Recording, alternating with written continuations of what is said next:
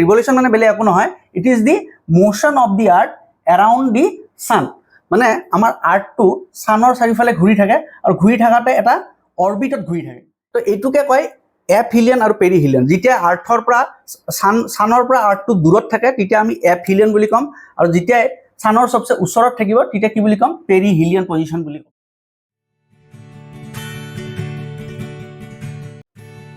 Hello' everyone, মই সুনীত, আপোনালোকক স্বাগতম জনাইছোঁ ত্ৰিগুণা IAS একাডেমীৰ সাৰথি প্লেটফৰ্মলৈ। আমি ডিছকাছ কৰি আছিলোঁ এষ্ট্ৰনমিৰ বিষয়ে, আৰু আজি আমি টপিক লৈ আহিছোঁ ৰিভলিউশ্যন আৰু ৰ'টেশ্যন। এই টপিকত আমি প্ৰথমতে ডিছকাছ কৰিব লৈছোঁ ৰ'টেশ্যনৰ বিষয়ে।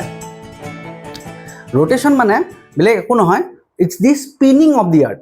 মানে আমাৰ আৰ্থটো নিজৰ এটা এক্সিছ থাকে, ইমেজিনেৰী এক্সিছ, তাতে স্পিন হৈ থাকে in the west to east direction. ঠিক আছে, নিজৰ এটা এক্সিছ থাকে আৰু এই এক্সিছটো টিল্টেড থাকে। আমি আগত ভিডিঅ'ত ডিছকাছ কৰিছোঁ, আৰু এই টিল্টত আমাৰ আৰ্থটো স্পিন কৰি থাকে, spinning motion of the earth. ঠিক আছে, আৰু এইটো স্পিন কৰি থাকোঁতে আমাৰ আৰ্থে এপ্ৰক্সিমেটলি 24 আৱাৰ্ছ টাইম লয়। ঠিক আছে, আৰু সেই 24 আৱাৰ্ছটোকে আমি ওৱান আৰ্থ ডে বা আমি যিটো এটা দিন বুলি আমি ধৰোঁ।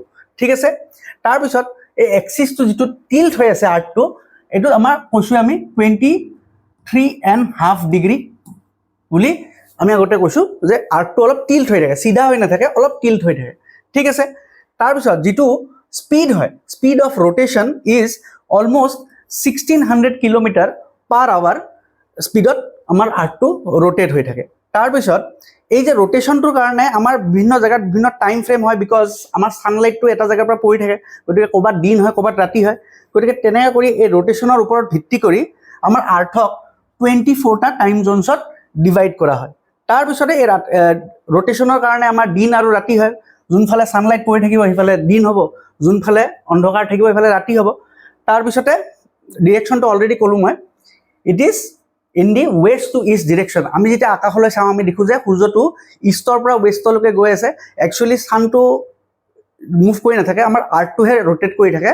সেইকাৰণে আমি আৰ্থটোক কি দেখোঁ, ইষ্টৰ পৰা ৱেষ্টলৈ যোৱা দেখোঁ, কিন্তু actually the earth is rotating in west to east direction. ঠিক আছে, আৰু এই ৰ'টেশ্যনৰ কাৰণে এটা ফ'ৰ্চৰ উৎপত্তি হয়, সেই ফ'ৰ্চটোক কোৱা হয় কৰিঅলিছ ফ'ৰ্চ। এই কৰিঅলিছ ফ'ৰ্চটো এটা বেণ্ডিং ফ'ৰ্চ হয়, যিটোৱে এয়াৰবিলাকক, আমাৰ যিটো উইণ্ড চলি থাকে সেই উইণ্ডবিলাকক বেণ্ড কৰি পেলাই, ডিফ্লেক্ট কৰি দিয়ে। তো সেইটো কৰিঅলিছ ফ'ৰ্চ বুলি কয়।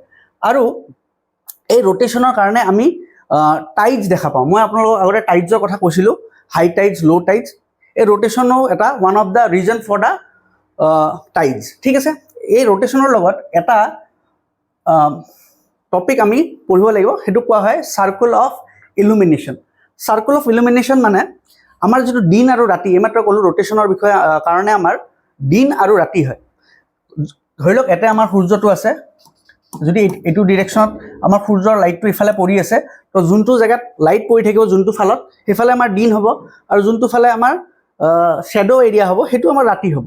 ঠিক আছে, এতিয়া এইটো যিটো প্ৰচেছ, এইটোক আমি এটা প্ৰচেছৰ মাজেদি পঢ়োঁ, এইটোক কয় চাৰ্কুল অফ ইলুমিনেশ্যন। মানে আমাৰ যেতিয়া ছামাৰ হয়, মানে নৰ্দাৰ্ণ ছামাৰ যেতিয়া হয় নৰ্দাৰ্ণ হেমিস্ফিয়াৰত, তেতিয়া আমাৰ আৰ্থটো টিল্ট হৈ থাকে। টিল্ট হৈ থকাৰ কাৰণে আমাৰ যিটো নৰ্থ প'ল থাকে, আমাৰ টিল্টটো এনেকৈ থাকে, কিন্তু শ্বেডোটোতো ইফালে 50% ব্ৰাইট হ'ব আৰু 50% ডাৰ্ক হ'ব, কিন্তু আমাৰ টিল্টটো এনেকৈ থাকে, যাৰ ফলত আমাৰ ইয়াতে নৰ্থ প'ল আছে আৰু ইয়াতে ছাউথ প'ল আছে।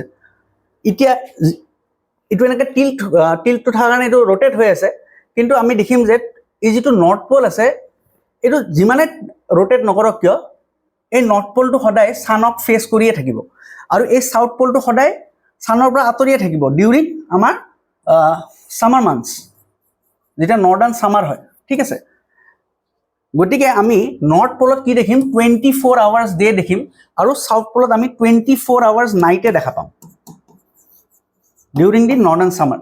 ঠিক আছে, আৰু এইটো বস্তুক আমি ছামাৰ চলিষ্টিছ বুলি কওঁ, যাৰ ফলত আমাৰ নৰ্দাৰ্ণ হেমিস্ফিয়াৰত লংগাৰ ডে থাকে আৰু ছাউদাৰ্ণ হেমিস্ফিয়াৰত শ্বৰ্টাৰ ডে থাকে। এইটো যদি আমি ইকুৱেটৰ বুলি ধৰোঁ, আপোনালোকে যদি চায়, তেতিয়াহ'লে আমাৰ এই যিটো এৰিয়া,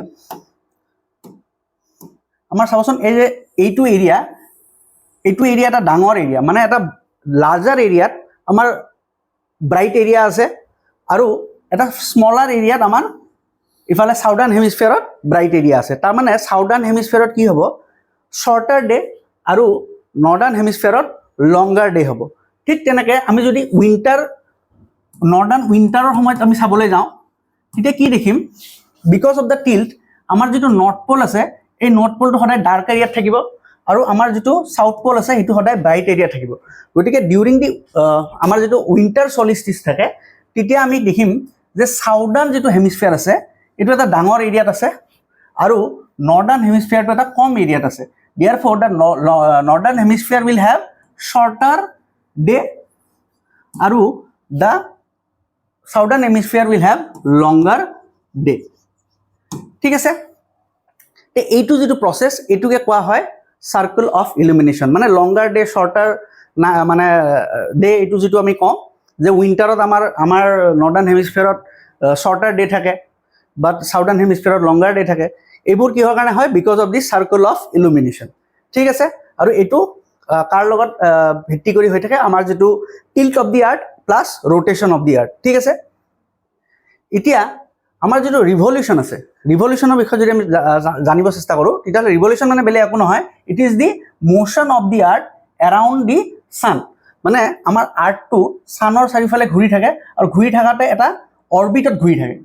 ঠিক আছে, এটা ইলিপ্টিকেল অৰ্বিট। এই যিটো অৰ্বিট এইটো ইলিপ্টিকেল অৰ্বিট বুলি কয়। এইটো মানে অলপমান কণী টাইপৰ শ্বেপ, নট একজেক্টলি ৰাউণ্ড বাট এটা কণী টাইপৰ যিটো শ্বেপ সেইটোকে কোৱা হয় ইলিপ্টিকেল অৰ্বিট। আৰু ইয়াতে আমাৰ আৰ্থটো ৰিভল্ভ কৰি থাকে আমাৰ এৰাউণ্ড দ্য ছান। ঠিক আছে, that is called as revolution. আৰু এইটো কৰিবৰ কাৰণে আৰ্থক কিমান টাইম লাগে, আমাৰ 365.25 মানে এনেকুৱাও ক'ব পাৰোঁ যে 365 and 1/4 ডেজ। ঠিক আছে, এনেকুৱাও ক'ব পাৰোঁ আমি। ইমান টাইম লাগে আমাক যিটো ৰিভলিউশ্যন টাইম আছে। ঠিক আছে, তাৰপিছতে আৰু যিটো স্পীডত ঘূৰি থাকে আৰ্থটো সেইটো হৈ গ'ল 29.78 কিলোমিটাৰ পাৰ ছেকেণ্ড স্পীডত আৰ্থে ছানৰ এৰাউণ্ডত ঘূৰি থাকে। এতিয়া যিটো ৰিভলিউশ্যন তাৰ কাৰণেনো কি কি হয় তাকে চাব চেষ্টা কৰিছোঁ। এটা হৈছে সলিষ্টিচ আৰু ইকুইনক্স। মানে আমাৰ এইমাত্ৰ ক'লোঁ যে ছামাৰ সলিষ্টিচ, উইণ্টাৰ সলিষ্টিচ মানে লংগাৰ ডে শ্বৰ্টাৰ নাইট যিটো বস্তু সেইটোক কয় সলিষ্টিচ। আৰু ইকুইনক্স মানে ইকুৱেল ডে এণ্ড নাইট, মানে নাইট আৰু ডে কেতিয়াবা কেতিয়াবা ইকুৱেল হৈ যায়, যে 12 ঘণ্টা দিন 12 ঘণ্টা ৰাতি, সেইটোক কয় ইকুইনক্স। তাৰপিছতে নেক্সট আৰু এটা বস্তু আছে পেৰিহিলিয়ন আৰু aphelion. It is the distance of the sun from the earth. ঠিক আছে, এইটো বস্তু আমি ভালকৈ ডিছকাছ কৰি কৈ আছোঁ। আৰু তাৰপিছতে নেক্সট এটা ফেন'মেনন আহে, সেইটোক কয় ইয়াৰ লেংথ বা লিপ ইয়াৰ। এই যিটো 365/1/4 ডেজ বুলি ক'লোঁ, এইটো যেতিয়া 4 বাৰ আমাৰ যাব, মানে 4 বছৰৰ মূৰে মূৰে এই 1/4টো কি হৈ যাব, এটা দিন এড হৈ যাব। আৰু ultimately total number of days তেতিয়া আমি 366 বুলি ধৰোঁ আৰু সেইটোক আমি লিপ ইয়াৰ বুলি কওঁ। বিকজ এভৰি ইয়াৰ 1/4 বা 0.25 টাইম বেছিকৈ লাগি থাকে। গতিকে সেইটো আল্টিমেটলি আমি 4 বছৰৰ মূৰত একেলগে এড কৰি এটা দিন এড কৰি দিওঁ। ঠিক আছে, সেইটোকে আমি লিপ ইয়াৰ বুলি কওঁ। নেক্সট এই ৰিভলিউশ্যন আৰু মানে ৰিভলিউশ্যনৰ কাৰণে আমাৰ আৰ্থত কি কৰোঁ দেখোঁ, আমি বেলেগ বেলেগ ধৰণৰ টাইম জ'নছ মানে ক্লাইমেটিক জ'নছ দেখা পাওঁ। ঠিক আছে, যেনেকৈ আমি টৰিড জ'ন, তাৰপিছতে টেম্পাৰেট জ'ন, ফ্ৰিজিড জ'ন, এইবিলাক বস্তু ডিপেণ্ড কৰে একচুৱেলি ৰিভলিউশ্যন অফ দি আৰ্থৰ ওপৰত।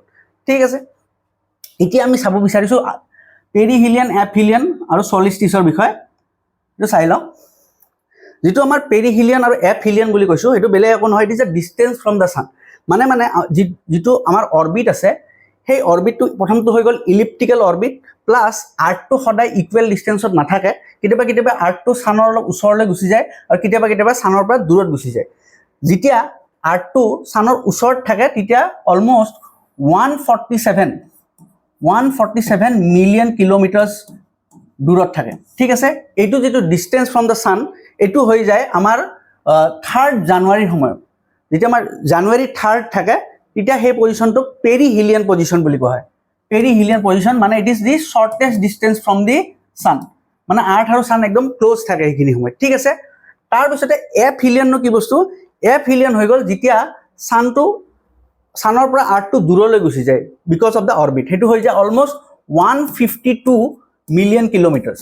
ঠিক আছে, আৰু এই পজিশ্যনটোক আৰ্থৰ এপহিলিয়ন পজিশ্যন বুলি কোৱা হয়। ঠিক আছে, এপ হিলিয়ান পজিশন বুলি কোৱা হয় যেতিয়া আৰ্থটো দূৰ গুচি যায় আৰু এইটো থাকে 6th of July 6th of July কেতিয়াবা 5th হয় কেতিয়াবা 6th হয় কেতিয়াবা 4th হয় এইটো এক্স্যাক্টলি সদায় এটা টাইমতে হয় বুলি ক'ব নোৱাৰি তথাপিও আমি এটা এপ্ৰক্সিমেটলি কৈছো যে 6 জুলাই 5 জুলাই মানত আমাৰ হয় ঠিক আছে তো এইটোকে কয় এপ হিলিয়ান আৰু পেৰি হিলিয়ান যেতিয়া আৰ্থৰ পৰা সানৰ পৰা আৰ্থটো দূৰত থাকে তেতিয়া আমি এপ হিলিয়ান বুলি ক'ম আৰু যেতিয়া সানৰ সবচে ওচৰত থাকিব তেতিয়া কি বুলি ক'ম পেৰি হিলিয়ান পজিশন বুলি ক'ম ঠিক আছে নেক্সট আমাৰ সলিস্টিস বুলি কয় আমাৰ ঠিক যেতিয়া সানৰ পৰা দূৰত থাকে সেইখিনি পজিশনৰ ওচৰে ওচৰে অলমোস্ট সেইখিনি টাইমৰ ওচৰে ওচৰে 21st জুনৰ দিনাখন because of the circle of illumination আমাৰ কি হৈ যায় নৰ্দাৰ্ণ হেমিস্ফিয়াৰত লংগাৰ ডে থাকে আৰু সবচে লংগেষ্ট ডে থাকে সেইদিনাখন ঠিক আছে সেইদিনাখন দিনটো সবচে বেছি লম্বা হ'ব আৰু ৰাতিটো সবচে বেছি ছুটি হ'ব আৰু সেইটোকে আমি সামাৰ সলিস্টিস বুলি কওঁ সামাৰ সলিস্টিস ঠিক আছে আৰু ঠিক আমাৰ যেতিয়া এপ হিলিয়ান পজিশন পাব তাৰ আগে আগে 21st ডিসেম্বৰৰ দিনাখন সেইটো আমি উইন্টাৰ সলিস্টিস বুলি কওঁ উইন্টাৰ সলিস্টিস য'ত নৰ্দাৰ্ণ হেমিস্ফিয়াৰত শৰ্টেষ্ট ডে থাকে নৰ্দাৰ্ণ হেমিস্ফিয়াৰত শৰ্টেষ্ট ডে থাকে আৰু লংগেষ্ট নাইট থাকে ঠিক আছে তো সেইটো পজিশনক আমি কোৱা হয় উইন্টাৰ সলিস্টিস বুলি আৰু এইটো কেতিয়া হয় 21st ডিসেম্বৰৰ দিনাখন ঠিক আছে আৰু তাৰ পিছতে কেতিয়াবা আৰ্থটো এনেকুৱা এটা পজিশন পাই যায় য'ত equal day and equal night যেনে আমাৰ 23rd ছেপ্টেম্বৰৰ দিনাখন আমাৰ আৰ্থত equal day and equal night মানে 12 আৱাৰ্ছ ডে 12 আৱাৰ্ছ নাইট থাকে সেইটোক আমি কওঁ অটমনেল ইকুনক্স বুলি কওঁ